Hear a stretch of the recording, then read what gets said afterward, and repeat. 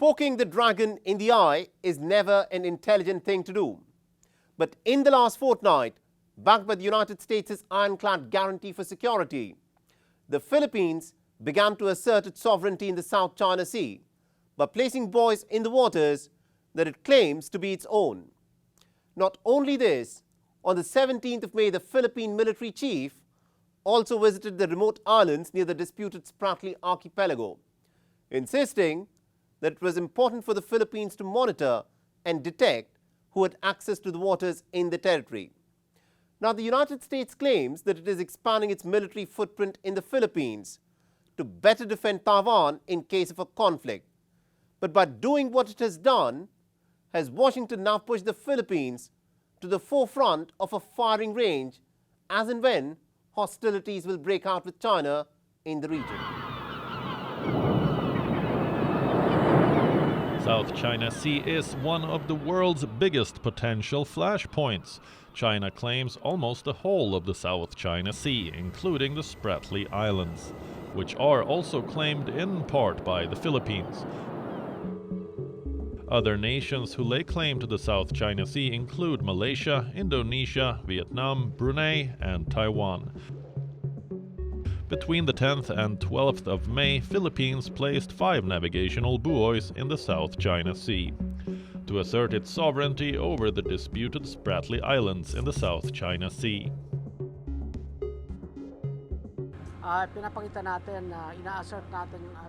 We are showing, asserting our sovereignty, and at the same time, we are adhering to the national statutes of law that we need to protect our entitlement based on the United Nations Convention on the Law of the Sea, and at the same time provide safety and a marker to those who are sailing, even for civilian ships, to know which are the safe or dangerous areas to sail in.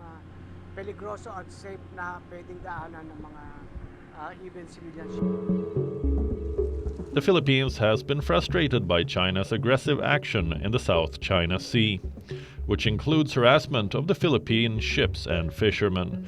Clamor for a tougher stance against Beijing has been growing for a while, which explains the recent turnaround in U.S.-Philippines relations. President Joe Biden hosted the Philippine President Ferdinand Marcos Jr. in early May, reaffirming the 1951 Mutual Defense Treaty that calls for the United States to act in the event of an armed attack on the Philippine military. Under Marcos's predecessor, Rodrigo Duterte, the relations between United States and Philippines had soured, as Duterte turned Philippines sharply away from its former colonial ruler and instead courted China. Reiterating United States' ironclad commitment, U.S. Defense Secretary Lloyd Austin also pledged support while welcoming Marcos Jr. to the Pentagon on the 3rd of May during the same trip. As President Biden has made clear, our commitment to the defense of the Philippines is ironclad. And let me say once again that our Mutual Defense Treaty applies to armed attacks on our armed forces, Coast Guard vessels, public vessels, or aircraft in the Pacific, including anywhere in the South China Sea. So make no mistake, Mr. President, we will always have your back in the South China Sea or elsewhere in the region. On the 17th of May, the Philippine military chief, General Andres Centino, had visited a small contingent of naval troops deployed in the remote island of the Palawan province near the disputed Spratly archipelago. So how does China view these developments? It has accused the Philippines of inviting the United States into the South China Sea and turning it into a hunting ground for the foreign forces.